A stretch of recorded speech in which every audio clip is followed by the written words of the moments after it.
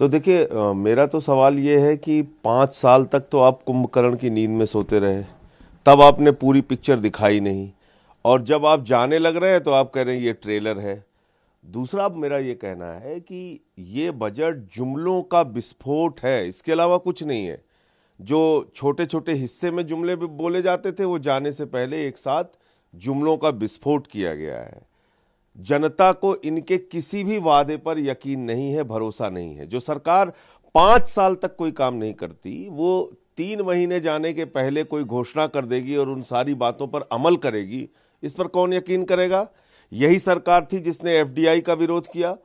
आज रिटेल में 100% एफडीआई लेके आ गए, डिफेंस सेक्टर में एफडीआई लेके आ गए। यही सरकार थी जिसने जीएसटी का विरोध किया, ये सरकार फिर जीएसटी लेके आ गई।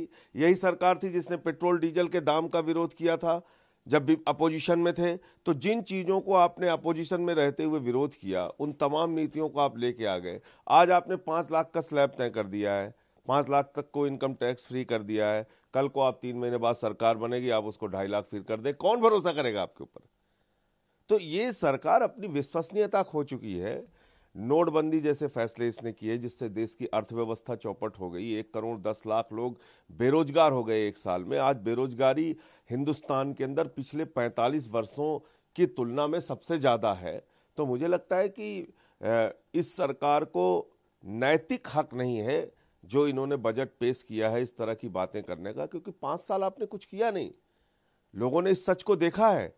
आप 17 रुपए प्रतिदिन एक परिवार को दे रहे हैं, किसान को, और उस पर कह रहे हैं ताली पीटो।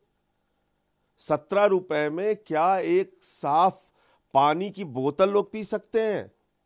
20 रुपए की पानी की बोतल हो गई है इस देश में।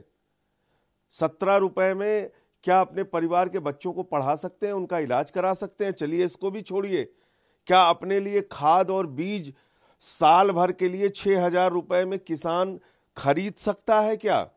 5 एकड़ जमीन जिसके पास होगी। तो सिवाय जुमले के आप इसको क्या कह सकते हैं?